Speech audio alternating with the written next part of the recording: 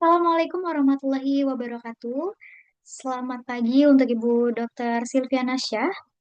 Perkenalkan, saya Sandra Febriana dengan NIM 2502011022089 dari kelas MJ605 pada mata kuliah Metode Penelitian Manajemen, Program Studi Manajemen S1 Universitas Cyber Asia.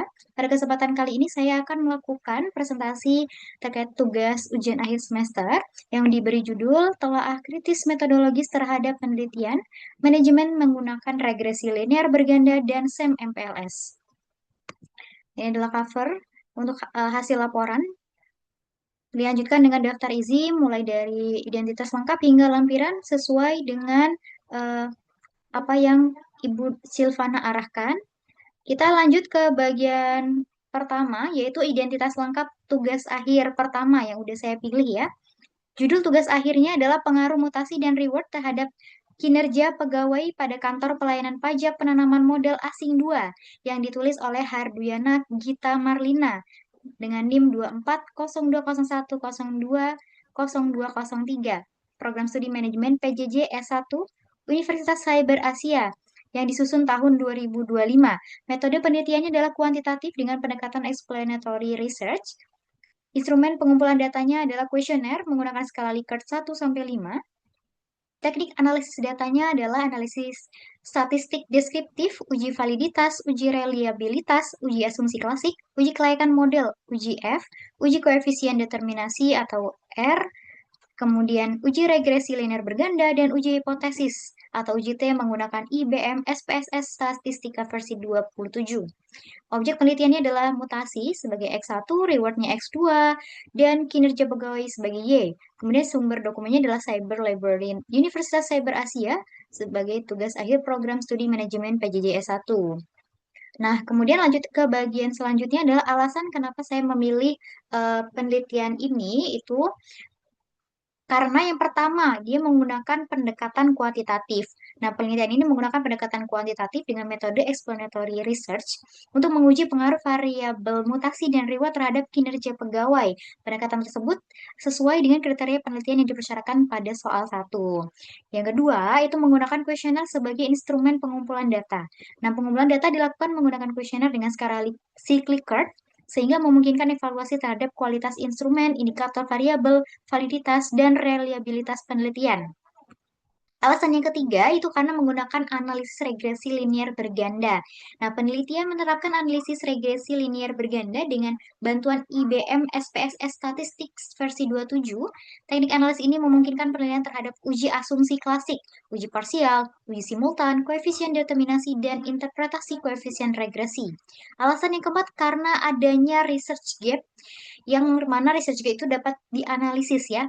Penulis itu menunjukkan adanya perbedaan hasil penelitian terdahulu mengenai pengaruh mutasi dan reward terhadap kinerja pegawai. Nah, kondisi ini memberikan dasar untuk mengevaluasi kekuatan research gap-nya, penyusunan hipotesis, dan keterkaitan antara teori dengan model penelitian. Alasan yang kelima karena adanya fenomena empiris yang jelas. Nah, penelitian ini kan didukung oleh data NKP atau nilai kinerja pegawai tahun 2022 sampai 2024 yang menunjukkan adanya fluktuasi dan penurunan kinerja pada beberapa kelompok jabatan. Oke, alasan yang selanjutnya itu karena menyajikan pengujian statistik yang lengkap, itu mulai dari uji validitas, reliabilitas, normalitas, hingga ke regresi linear berganda. Nah, kelengkapan pengujian tersebut memberikan dasar yang memadai untuk dievaluasi ketepatan, analisis data, dan interpretasi hasil penelitiannya. Oke, kita masuk ke bagian hasil review penelitian regresi linear berganda. Ini ada 20 poin. Oke, poin yang pertama itu pada bab 1 ya, terkait dengan ketepatan dan relevansi judul penelitian. Nah, itu dibuktikan pada judul sampulnya ya. Kemudian kriteria sampel juga dijelaskan pada bab 3 halaman 24, di mana 77 pegawai yang pernah mengalami mutasi. Nah, kritik atau permasalahan yang saya temukan itu adalah judul itu belum mencerminkan karakteristik sampel penelitian secara menyeluruh. Nah, dampaknya itu adalah generalisasi itu terlalu luas. Jadi solusinya itu adalah tambahkan frasa pegawai pelaksana yang pernah mengalami mutasi seperti itu. Kemudian pada poin 2 itu masih di bab 1 ya, adanya kekuatan fenomena dan latar belakang masalah. Itu dibuktikan pada tabel 1.1 data NKP halaman 3 sampai 4 pada PDF ya, menunjukkan penurunan NKP tahun 2024 hingga 2022 sampai 2024. Kritiknya itu fenomena belum membuktikan bahwa penurunan NKP disebabkan oleh mutasi dan reward aja. Nah, dampaknya argumentasi penelitian tuh kayak kurang kuat gitu. Harusnya ditambahkan data mutasi, reward, atau wawancara awal. Gitu ya. Selanjutnya masih di bab 1 ada research gap. Itu dibuktikan pada bagian research gap-nya itu halaman 5 sampai 6 membandingkan hasil penelitian terdahulu. Nah, kritiknya itu gap hanya berdasarkan inkonsistensi hasil penelitian. Nah, dampaknya itu kontribusi ilmiahnya kurang kuat.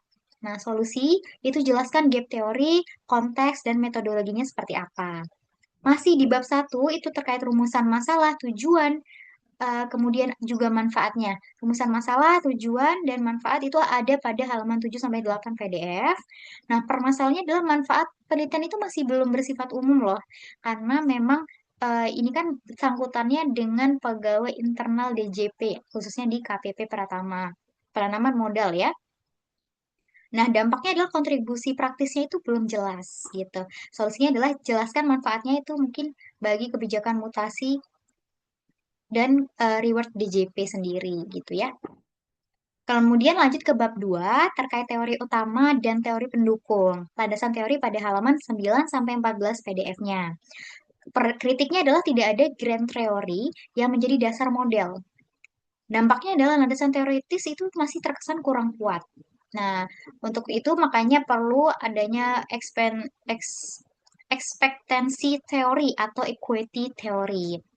Lanjut ke bagian bab 2 dan 3 itu ada definisi konsep dan operasionalisasi variabel. Itu dibuktikan di tabel operasional variabel pada halaman 21 sampai 23 PDF.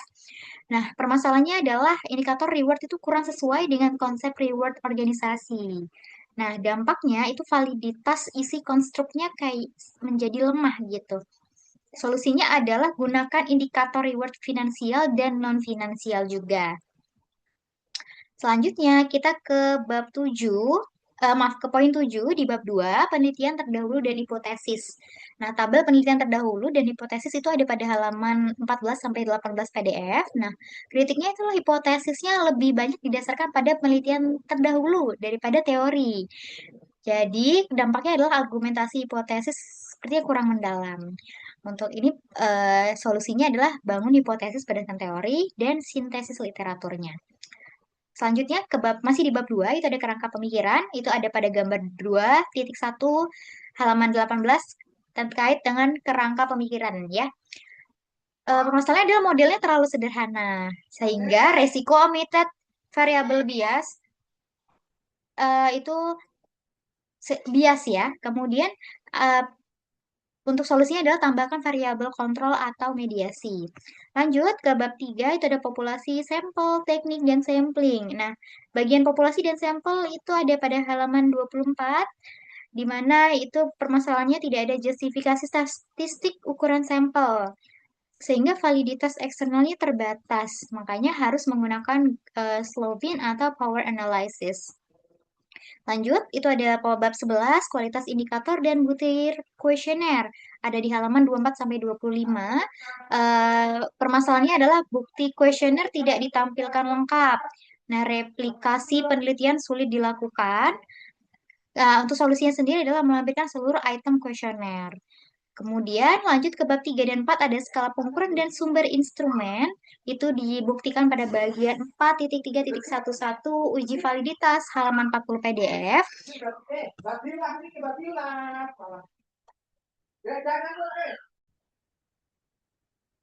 Oke, selanjutnya itu ada di nomor 12 itu terkait bab 4 ya, uji validitas dan reliabilitasnya. Itu ada di tabel 4.4 sampai tabel 4.7 halaman 39 sampai 41 PDF, di mana apa permasalahan yang terjadi adalah validitas hanya menggunakan korelasi item secara total, sehingga validitas konstruknya itu belum teruji. Maka solusinya adalah tambahkan analisis secara faktor.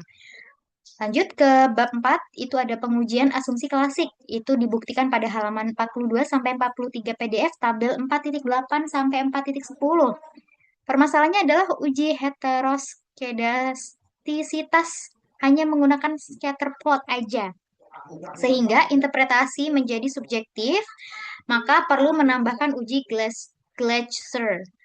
Lanjut ke bagian selanjutnya, itu ada bagian regresi linear berganda yang dibuktikan pada halaman 46 PDF tabel 4.13 ya. Di mana itu belum ada pembahasan asumsi linearitasnya, sehingga akurasi model itu belum dievaluasi secara lengkap. Maka ini perlu dilakukan uji linearitasnya terlebih dahulu. Lanjut ke bab 4 lainnya itu ada interpretasi koefisien regresi, dibuktikan pada halaman 46 juga di tabel 4.13. Koefisiennya 0,327 dan 0,217 diinterpretasikan sebagai presentasi. Nah, interpretasi statistiknya menurut saya keliru ya. Jadi perlu dijelaskan sebagai perubahan satuan skor yang lebih jelas gitu. Kemudian di bab 4 ada uji T, uji F, dan R. Kemudian dibuktikan di halaman 44, halaman 45, sampai ke 48 ada di masing-masing tabel 4.11, tabel 4.12, dan tabel 4.14. R kuadratnya itu adalah 0,232 tidak dibahas secara kritis, sehingga kekuatan model dapat disalahartikan nih. Makanya perlu dibahas bahwa 76,8%-nya itu dipengaruhi oleh variabel lain. Oke, selanjutnya itu ada bab 4, itu kesesuaian hasil dengan hipotesisnya. Itu dibuktikan halaman 47 sampai 48 PDF tadi pada tabel 414 ya. Di mana permasalahannya tidak ada pembahasan pengaruh relatif masing-masing variabel nih, sehingga variabel dominannya itu nggak diketahui. Makanya perlu ada pembandingan koefisien beta standar. Lanjut ke bab 4 lain ada kedalaman pembahasan, itu bagian 4.41 dan 4.42 pada halaman 48 sampai 49 PDF. Itu adanya pembahasan, permasalahannya itu pembahasan hanya mengulang hasil statistik aja. Nah, sehingga nilai ilmiahnya tuh kayak kurang mendalam. Makanya perlu dikaitkan hasil dengan teori dan konteksnya pada Direktorat Jenderal Pajak. Lanjut ke bab 5 kesimpulan, implikasi dan saran. Nah, pada bab 5 itu halaman 50 sampai 51 PDF, itu kesimpulannya terlalu mengeneralisasi kondisi organisasi, sehingga dikhawatirkan itu berdampak pada adanya risiko overclaim aja. Makanya perlu ditegaskan bahwa hasil ini berdasarkan persepsi responden saja. Yang terakhir itu bab 5 juga ya, di keterbatasan penelitian dan peluang penelitian selanjutnya. Nah, bagian saran penelitian selanjutnya itu ada di halaman 51 PDF. Nah, tapi di bagian ini permasalahannya tidak ada sebab keterbatasan penelitian, sehingga batas generalisasi penelitian itu kurang jelas, sehingga perlu ditambahkan keterkaitan terkait desain, sampel, dan nilai R2-nya. Seperti itu ya. Oke, selanjutnya itu di identitas lengkap untuk tugas akhir kedua yang sudah saya pilih itu berjudul pengaruh citra merek terhadap keputusan pembelian kartu seluler melalui minat beli sebagai variabel mediasi yang ditulis oleh Andre Setiawan ya pada tahun 2026 menggunakan metode penelitian kuantitatif, pengumpulan datanya menggunakan kuesioner Google Form dengan skala Likert, teknik analisisnya itu structural equation modeling, partial least square atau SEM PLS menggunakan Smart PLS titik 3.0. Objek penelitiannya adalah konsumen pengguna kartu seluler IM3 di wilayah Jabodetabek. Dengan sumber dokumen ada Cyber Library Universitas Cyber Asia. Oke, kita masuk ke bagian pembahasan. Alasan. Nah, alasan kenapa saya memilih untuk penelitian kedua di tugas akhir yang berjudul pengaruh citra merek ini, pengaruh citra merek terhadap keputusan pembelian kartu seluler melalui minat beli sebagai variabel mediasi itu dengan alasan yang pertama karena memang menggunakan metode SEM PLS secara eksplisit ya. Penelitian ini jelas menggunakan partial least square atau PLS dengan aplikasi Smart PLS 3.0 sebagai teknik analisis data. Metode tersebut dinyatakan pada bagian teknik analisis data, sehingga sesuai dengan ketentuan soal 2 yang mensyaratkan penelitian berbasis SEM PLS. Yang kedua, itu memiliki model penelitian yang sesuai dengan SEM PLS. Model penelitian terdiri dari citra merek sebagai variabel independen, minat beli sebagai variabel mediasi, dan keputusan pembelian sebagai variabel dependen. Nah, hubungan antar variabel dirancang untuk menguji pengaruh langsung dan tidak langsung sehingga sesuai dengan karakteristik analisis MPLS. Kemudian, alasan ketiga adalah hipotesis penelitian mendukung pengujian model struktural. Ya, alasan yang keempat ada operasional variabel disusun berdasarkan indikator yang jelas. Kemudian yang kelima menyajikan evaluator outer model secara lengkap, itu ya. Penelitian itu melaporkan hasil outer loading, average variance attractive atau AV, ada cross-loading, Kronecker criterion, HTMT, composite reliability, dan compressed alpha. Kelengkapan itu memungkinkan penilaian terhadap validitas konvergen, validitas diskriminan, dan reliabilitas konstruknya. Alasan yang keenam, dia menyajikan evaluasi inner model secara lengkap ya. Penelitian menyajikan hasil VIF, path coefficient, indirect effect, R square, kemudian ada Q square, F square, dan SRMR. Informasi tersebut mungkin analisis terhadap kualitas model, struktur besarnya pengaruh antar variabel, serta kemampuan prediksi model. Oke, kita masuk ke bagian reviewnya. Oke, bagian review yang pertama itu ada di bab 1 ya. Oke, pada bab 1 itu metode penelitiannya. Itu bagian 1.6.4 teknik analisis data, halaman 8 naskah ya. Halaman PDF 8 itu penelitian menggunakan Smart PLS 3.0. Permasalahannya adalah justifikasi penggunaan SEM PLS belum dikaitkan dengan model mediasi, orientasi prediktif, atau karakteristik sampel, sehingga pemilihan metodenya kurang kuat secara metodologis. Maka perlu ditambahkan alasan penggunaan SEM PLS berdasarkan Hare et al. Ya, berdasarkan Hare et tahun 2022. Kemudian bab 1 ada rumusan masalah juga, itu di bagian 1.2 ya, berjudul rumusan masalah halaman 6 naskah. Itu permasalahan adalah model hubungan antar variabel belum divisualisasikan di bab 1. Pembaca sehingga pembaca itu belum memperoleh gambaran model struktural secara awal. Perlu ditampilkan model konseptual di bab 1 juga. Kemudian di bab 2 ada landasan teori, itu subbab 2.1, halaman 10 sampai 12 naskah ya. Nah, permasalahannya adalah belum ada teori utama yang mengintegrasikan seluruh konstruk, sehingga dasar teoritis model itu kurang kuat, makanya perlu menggunakan teori utama seperti TBB atau SOR. Kemudian ada bab 1 hipotesis, bagian 1.6.3 hipotesis halaman 8 ya, di mana permasalahannya adalah pengembangan hipotesis belum didukung argumentasi teoritis yang mendalam, sehingga hipotesis itu bersifat empiris daripada teoritis. Perkuat argumentasi teoritis setiap hipotesis sebagai solusi perbaikannya. Bab 3, definisi operasional, itu di halaman 22. Permasalahannya adalah jenis konstruk reflektif atau formatif tidak dijelaskan secara eksplisit, sehingga evaluasi outer model kurang transparan. Nyatanya jenis konstruk secara eksplisit. Bab 3 ada definisi operasional, itu di halaman 22 sampai 23, adalah permasalahan proses adaptasi indikator dari sumber asli tidak dijelaskan sehingga validitas isi instrumen kurang kuat. Maka perlu menjelaskan proses adaptasi indikator lebih dalam lagi. Kemudian di bab 3 ada populasi dan sampel, yaitu dibuktikan pada bagian 3.5 populasi dan sampel halaman 21 sampai 22. Eh, Permasalahannya adalah penelitian itu menggunakan teknik non-probability sampling atau purposive sample, sehingga generalisasinya terbatas. Selain itu, tidak dijelaskan dasar penentuan ukuran sampel 108 responden, misalnya menggunakan 10 times rule, minimum sample requirement, dan power analysis yang umum digunakan dalam SEM PLS. Sehingga validitas eksternal terbatas dan kecukupan ukuran sampel untuk estimasi SEM PLS kurang dapat dievaluasi secara metodologis.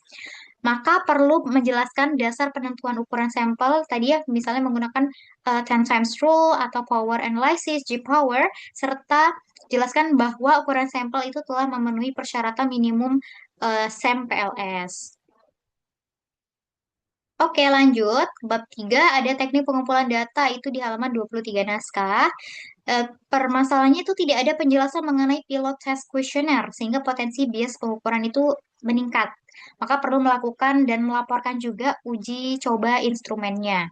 Pada bab 3 itu measurement model, itu halaman 24 sampai 25 naskah ya, di mana tidak dijelaskan prosedur eliminasi indikator eh, itu bila tidak valid. Sehingga replikasi analisis itu kayak kurang jelas, maka perlu menambahkan prosedur evaluasi indikator. Pada bab 4 ada outer loading, itu tabel 4.4 hasil outer loading halaman 37 naskah atau di PDF-nya di halaman 38 ya, tidak dibahas indikator dengan loading paling rendah. Sehingga evaluasi kualitas indikator kurang mendalam, maka perlu pembahasan indikator terlemah dan implikasinya apa. Ada bab 4 di AV, itu halaman 38 atau 39 PDF ya. Nilai AV citra merek 0,533 relatif dekat dengan batas minimum 0,50.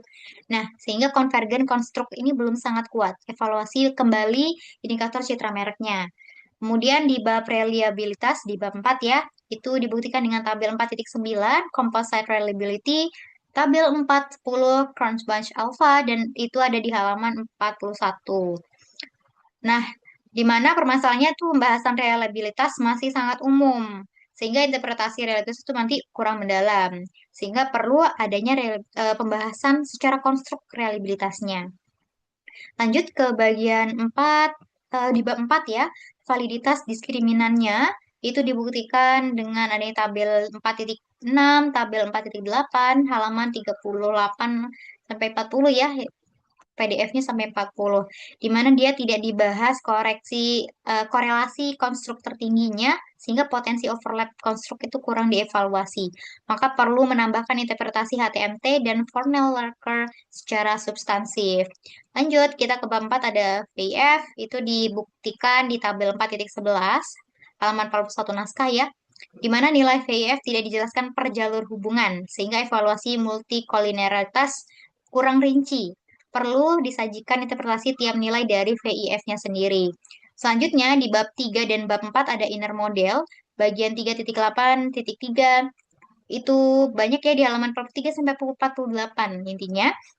Di situ ada permasalahan berupa evaluasi inner model, itu belum menginterpretasikan R kuadrat, Q kuadrat, F kuadrat, dan SRMR sebagai evaluasi kualitas model secara keseluruhan. Sehingga penilaian model struktural itu kurang komprehensif. Perlu diintegrasikan seluruh indikator evaluasi inner model dalam satu pembahasan yang cukup jelas. Lanjut ke bab 4 ada pas koefisien, itu di halaman 43 sampai 44 ya. Permasalahannya adalah interpretasi hanya menekankan signifikansi, sehingga makna praktis koefisien jalur kurang tergali. Maka perlu ada pembandingan kekuatan pengaruh antar jalur tersebut. Kemudian ada juga di bab 4 lainnya ada R kuadrat, F kuadrat, dan Q kuadrat. Itu dibuktikan di halaman 45 sampai 47 PDF ya. Permasalahannya nilai F2 jalur citra merek itu keputusan pembeli adalah 0,138 tidak dibahas sebaik kelemahan model, sehingga kontribusi relatif variabel kurang dipahami. Maka perlu ada pembahasan implikasi nilai F2 yang lebih rendah terhadap modelnya. Lanjut, kita ke bab 4 ada bootstrapping dan uji hipotesis. Itu di halaman 43 sampai 45 ya. Dia tidak menjelaskan jumlah bootstrap, samples, metode resampling, dan confidence interval. Transparansi prosedur SMPLS kurang memadai, sehingga perlu adanya pelaporan parameter bootstrapping secara lengkap, misalnya adalah 5.000 subsamplings dan BCA confidence interval. Lanjut ke bab 4 indirect effect, itu di halaman 45, di mana permasalahan jenis mediasinya parsial atau penuh tidak dijelaskan meskipun direct effect dan direct effect-nya itu sama-sama signifikan. Sehingga peran variabel mediasi belum terinterpretasi secara tepat. Perlu ditentukan jenis mediasi berdasarkan perbandingan direct dan indirect effect. Terakhir, itu di bab 4 ada pembahasan dan bab 5 simulasi saran. Itu di halaman banyak ya. Di halaman 50 sampai 51, ada yang sebelumnya juga halaman 48 sampai 49.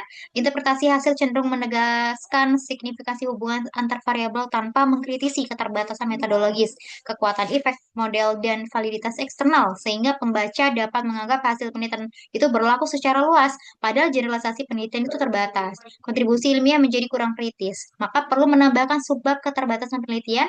Jelaskan batasan generalisasi akibat proposif sampel dan wilayah penelitian evaluasi kekuatan model berdasarkan R.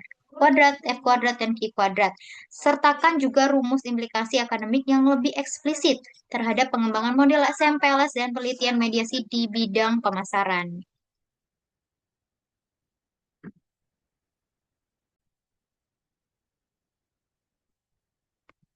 Oke, selanjutnya ada kita melakukan perbandingan ya kualitas metodologis kedua penelitian. Itu ada dari beberapa aspek ya.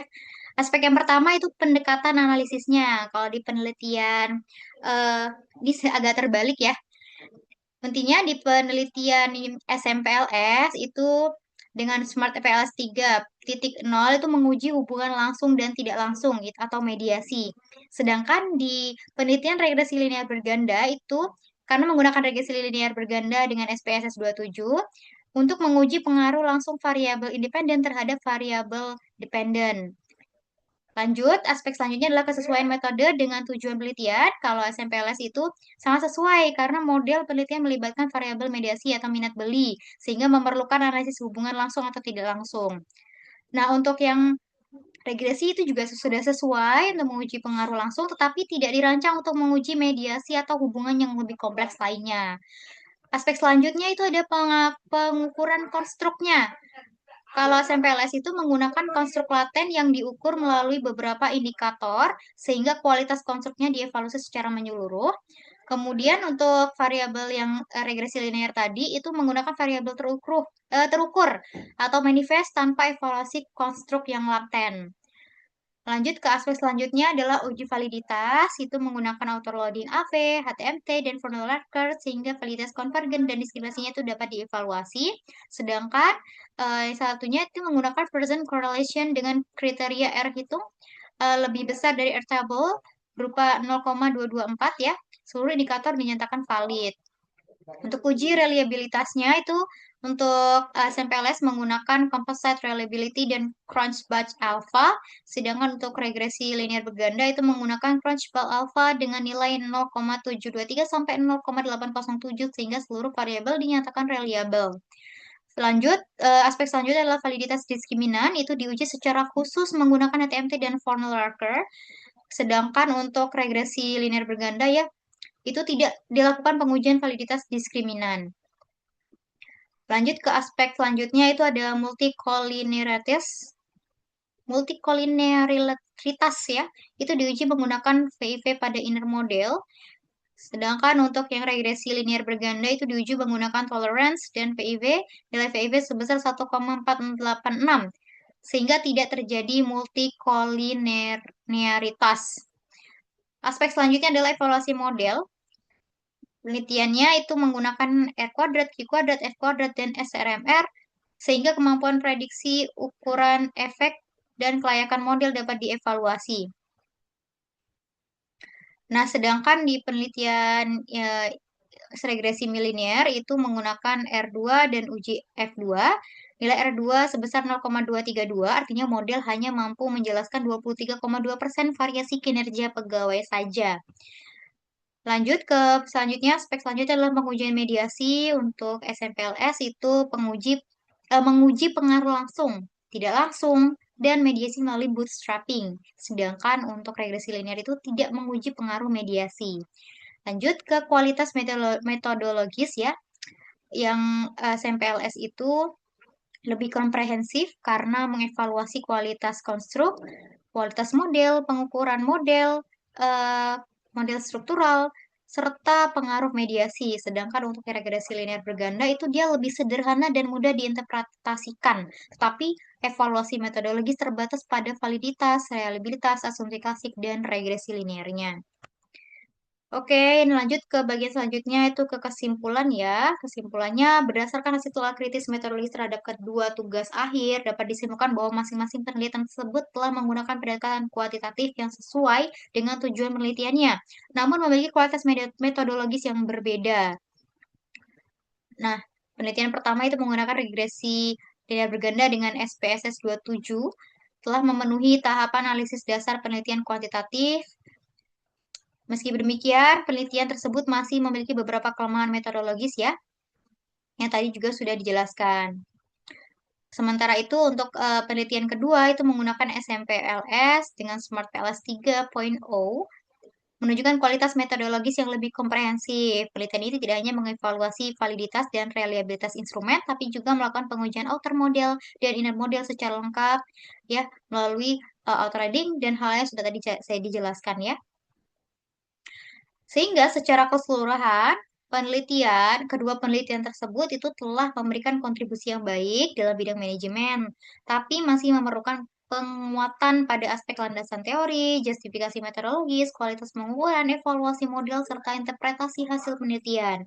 Oleh karena itu, penelitian selanjutnya disarankan menggunakan landasan teori yang lebih kuat, teknik penentuan sampel yang memiliki justifikasi statistik, evaluasi instrumen yang lebih komprehensif, serta pembahasan yang lebih kritis terhadap keterbatasan penelitian dan implikasi akademik maupun praktis. Dengan perbaikan, kualitas metodologis penelitian akan menjadi lebih valid, terlebih dan memiliki daya generalisasi serta kontribusi ilmiah yang lebih tinggi. Baik, sekian presentasi dari saya ya. Untuk ini ada lampiran juga. Itu sudah sesuai, baik yang saya ambil dari Cyber Library ataupun dari G Drive yang sudah dibagi pada soal UAS. Sekian dari saya. Wassalamualaikum warahmatullahi wabarakatuh.